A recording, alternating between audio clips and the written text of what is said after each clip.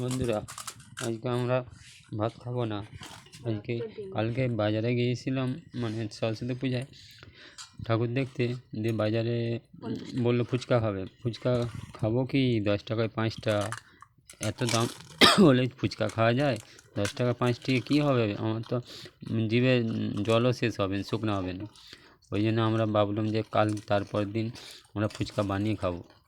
ওই জন্য আমরা ফুচকা ভেজে এই যে মশলা করে তেঁতুল জল অনেকটা করেছি, আর ফুচকা অনেকটা ভেজা হয়েছে, আর আলু মশলা অনেকটা করা হয়েছে। পেট ভরে খাবো। এরকম বাজারে কিনে খায়? বাজার কিনে ওই 10 টাকায় 5টা। এবং মনের মতন না হলে পেট ভরে, আর জিভের জলটা শুকনো হবে না, জিভেতে জল পড়তে থাকবে। ওই জন্য আমরা তৈরি করে নিজেরা খাচ্ছি। আপনারা লাইক কমেন্টটা করতে ভুলবেন না।